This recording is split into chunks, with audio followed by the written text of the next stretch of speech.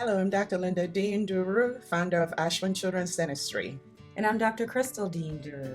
As a parent, you want your child to have healthy teeth and a beautiful smile. So naturally, building a relationship with a capable dental team will be critical to your child's prosperity. But what if going to the dentist wasn't just about cleaning teeth? What if it was also about something that could be a game changer for your child's health and well-being, not just now, but well into adulthood? When you dreamed of having children, you may have pictured them excelling at school or standing out playing a sport. You pictured them as a healthy, well-behaved child. You pictured them growing up to be a successful and well-adjusted adult. Of course, with life being what it is, this may not feel totally possible. Your child may experience any number of noteworthy health obstacles, such as allergies, food sensitivities, or respiratory conditions like asthma. Perhaps they even might experience something more debilitating like chronic fatigue or glandular issues. Not only that, but your child may also have behavioral issues. This can include your child having attention deficit and disrupting class. They might be particularly difficult to manage in public places. They may have disciplinary difficulties at school, or they might even struggle with something more problematic like outright antagonizing behaviors. And maybe even these struggles come with issues around speech and dexterity as well. This can be a very difficult situation for you to face. And if things get really bad, maybe you even have a sense of guilt or shame because you experienced frustration you never wanted to have. While most pediatric professionals might recommend things like a restrictive diet, speech or occupational therapy, or behavioral modification therapy, what if there is an intervention that addresses what's beneath most of a child's health problems and behaviors? What if there is something that could potentially change everything, not just in their childhood, but in their long-term well-being?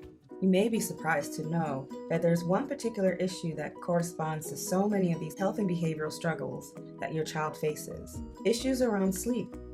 This could mean many things, including interrupted sleep, restless sleep, bedwetting, past potty training years, and dark antagonizing behaviors right when the child wakes up. But what does this have to do with allergies and disruptive behaviors? Sleep is so essential to our well-being because during that time, the body conducts a multitude of functions so as to restore us to a level of health, including cell repair and our brain cleansing itself of toxic waste. And a key ingredient in this process is taking shape is oxygen. Oxygen is a necessary component in ensuring the continued health of our cells. To understand why this matters to your child, let's say your car breaks down in a very remote part of the country. You look at your phone and you see that you only have 10% of your battery life left and no ability to recharge it. You know you need to call a tow truck and have enough juice left in case they can't find you and you have to receive a follow-up call. What do you do then?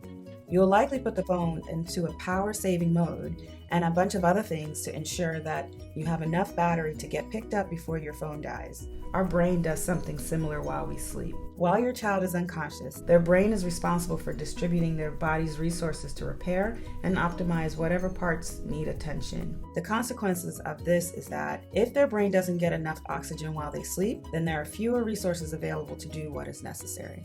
Let's say your child wets his or her bed, even after they've been potty trained. If they have a lack of oxygen coming in, it means they have fewer resources to go around. This in turn means that the system responsible for holding the bladder can't function and the child wets their bed. The brain understands this. So if a child is asleep and it doesn't feel like they're getting enough oxygen, they'll experience a spike in adrenaline as well as in their heartbeat. This disrupts their sleep and undermines their body's ability to repair and rejuvenate itself. This then becomes a vicious cycle. The reason why this all happens is very simple. The child's airway is too small. If your child doesn't have a large enough airway, they're not getting enough oxygen when they sleep. This vicious cycle of oxygen deprivation happens repeatedly throughout the night, and therefore their brain is trained to believe that oxygen is scarce. This will not only impede their cellular growth and repair, it will produce more cortisol in the body, which then turns into inflammation. This inflammation will then become the root cause of so many different issues, but perhaps even more significantly, It will exacerbate a child's predisposition to disease. If they are prone to seasonal allergies, those allergies will occur year-round. If they have asthma, the intensity and frequency of attacks will be greater. And if they struggle with an attention deficit, that deficit will be even greater as well. So if the airway size is the cause of so many problems, how can it be solved? This situation may seem complicated, but the answer is very simple. For many, if not most children, their airway is small because their tongue is making it so. With the onset of the Industrial Revolution came a gradual shift of the shape of our skulls as a species. With less fiber in our diets as a result of processed foods as well as a lot of refined sugar and flour, our skulls started to form differently. We developed narrower jaws that leave less room for the tongue. This means that with less room, the tongue is pushed back, encroaching in the child's airway, and then continues the vicious cycle of oxygen deprivation as the child sleeps. What we do at Ashburn Children's Dentistry is use specific growth guidance orthodontic techniques to help create more space for the tongue over the course of 1 to 2 years. Though we typically associate orthodontics with merely straightening teeth, in this case, because the child's bones are growing, we can gradually and strategically grow their bones associated with the child's jaw and other aspects of their mouths so as to create room for the tongue. Indeed, the position of your child's tongue will define the quality of their sleep. It will define how much oxygen they get during that sleep.